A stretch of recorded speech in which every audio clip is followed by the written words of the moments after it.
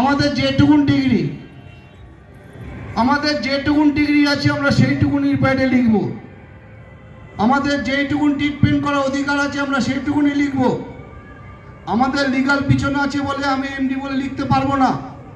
আমি যদি এমডি লিখে প্র্যাকটিস করি, আমার যদি কোনো ভুল হয়, অপোজিট বা কোনো ডাক্তার প্র্যাকটিস করছেন তিনি পুলিশকে খুঁচিয়ে দেবেন, ওই দেখুন আরেকজন এমডি এসছেন। তাহলে একের যদি ক্ষতি হয় 10-এর ক্ষতি হবে, আর 10-এর যদি ক্ষতি হয় 100-র ক্ষতি হবে, 100-র ক্ষতি হলে ওয়েস্ট বেঙ্গল ব্যাপী ক্ষতি হবে। আর জানেন তো প্রশাসন ডাইনে দেখে না, বাইনে দেখে না, ধরে দিয়ে তুলে দিয়ে ঘাপ করে ঢুকিয়ে দেয়। তা আমি অনুরোধ করছি, আপনারা শিক্ষিত হওয়ার সময় ডিপ্লোমা ডিগ্রিধারী যারা করেছেন, যেটুকু শিক্ষণ নিয়েছেন, প্রশিক্ষণ এরা চেষ্টা করছেন। এবং আমি দেখলাম পশ্চিমবঙ্গ সরকারের কাছে এবং বিভিন্ন দিল্লি এবং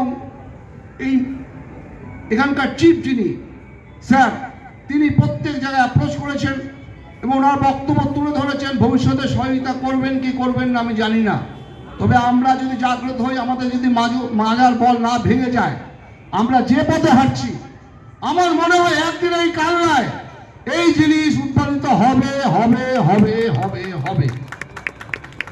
সুতরাং দয়া করে আবারও বলছি, ডাক্তারবাবু রয়েছেন, এমডি সাহেব রয়েছেন, এমডি ডাক্তার রয়েছেন, এখানে হসপিটাল ফার্মেসিস্ট রয়েছেন।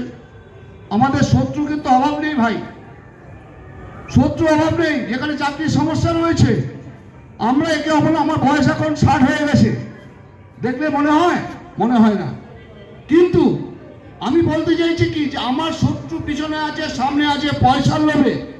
কোনো নার্সিংহোম বা কিছু লিখে বা এমডি লিখে লিখে আমি দেখাবো না যে আমি ডিগ্রি ধারণ করেছি। আমার যেটুকু ক্ষমতা সেটুকু থাকুন। এবং সুপ্রিম কোর্টের জাজমেন্ট আছে, পাঞ্জাব কোর্টের জাজমেন্ট আছে, এবং বায়োকেমিক এবং আপনাদের জ্ঞাতার্থে রাখি ইলেকট্রো হোমিওপ্যাথি, তারা আমার সংগঠনে আমি গেছিলাম, তারাও পারমিশন করিয়ে এসেছে, মহারাষ্ট্রে অ্যাপ্রুভ হয়ে গেছে। বায়োকেমিক তারা লড়ছে, হোমিওপ্যাথি এবং বায়োকেমিক এই 1961 না 71 মনে ঠিক খেয়াল করছে না, এই একটা কথার জন্য ডিভাইড করতে পারছে না ইন্ডিয়া বায়োকেমিক, যারা স্বাধীনভাবে ট্রিটমেন্ট করবে। এবং কলকাতায় ওখানে কলেজ আছে, বায়োকেমিক কলেজ, তারা পাস করছেন, ডাক্তারি করছেন। আমরা কি শখে এসছি এই ট্রিটমেন্ট করতে? আমার কি আছে, আমি আইনের ছাত্র, আমি আইন প্র্যাকটিস করে চলে যাব।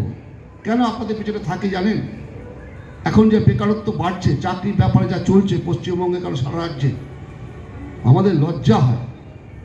আমরা স্বাধীনভাবে লোকের সঙ্গে থাকতে চাই, আমরা ফ্রি ট্রিটমেন্ট দিতে চাই। আমরা করোনার সময় রাত দিন করে আমরা খেটেছি, আমাদের সরকার আমাদের নিয়ে চিন্তা ভাবনা করছে না। নাড়া পড়বে, আজ নাও কাল নাড়া পড়বে। যখন এই উদ্যমকে আমরা স্বাগত নিয়ে আমাদের কলেজ প্রতিষ্ঠিত হবে, সেই দিন আমাদের সার্থকতা বুঝতে পারবে আমরা কি চাইছি গ্রামীণগঞ্জ সারা ভারতবর্ষের মধ্যে। পার্সেন্টেজ হিসাব করে ডাক্তার যেমন কম আছে, ফিনান্সিয়াল অবস্থা আমাদের ভারতবর্ষে অনেক কম।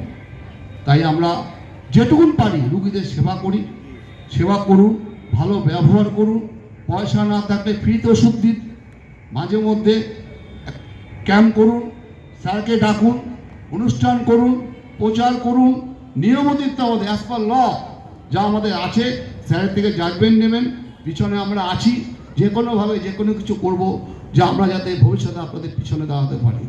প্যাডে দয়া করে এমডি এফআরসিএস কোনো কিছু লিখবেন না।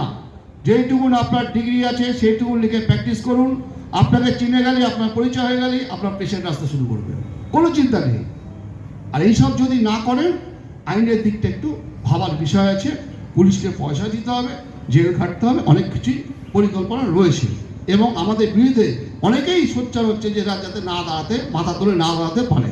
আমরাও সজাগ হয়ে আছি, এই প্রতিষ্ঠান আরএমপি, সিএমএস, ইডি যা আছে ভারতীয় গভর্নমেন্টের স্বীকৃত, তা আমাদের অনুদান করে, আমাদের সাহায্য করে, আমাদের অনুমতি দিতে হবে। এবং ধুকধুক করে আমাদের ব্যাক করে চলবে না, আমাদের মারা চলবে না। এই বেকার ভাই বোন দিদিরা যারা পাস করছেন, তাদের পাশে দাঁড়িয়ে তাদের অগ্রণী ভূমিকা পালন করা হচ্ছে এই প্রতিষ্ঠানের উদ্দেশ্য। এবং ব্যক্তিগতভাবে আমার উদ্দেশ্য, এখানে যারা আছেন মনে করছি তাদের উদ্দেশ্য। এবং স্যারকে পুনরায় এই প্রতিষ্ঠানের এত সুন্দর ব্যবহার, আমি বিভিন্ন সংগঠনে যাই, এত সুন্দর অ্যারেঞ্জমেন্ট আমি দেখে খুব আনন্দ এবং খুব ভালো লাগছে। আমি 70 থেকে এসেছি, সুন্দরবন, ক্যানিং, সারা ভারতবর্ষে ব্যাপী এটা ছড়িয়ে দিয়েছেন, সেখান থেকে এসেছেন, হয়তো কালকে প্রতিনিধি আসবেন, তাদের মূল্যবান বক্তব্য রাখবেন। এবং সর্বশেষে সবাইকে নমস্কার এবং আমার শুভেচ্ছা জানিয়ে আমি আমার বক্তব্য শেষ করছি। এই প্রতিষ্ঠানের দীর্ঘায়ু কামনা করে এবং ভবিষ্যতে যে স্টার যিনি হচ্ছেন আপনারা পরিচয় পেয়েছেন, তার ভূমিকা আমরা পাবো আগামী, তার সাহায্য পাথর করে সবাইকে সাথে নিয়ে আমি আমার বক্তব্য শেষ করছি। নমস্কার।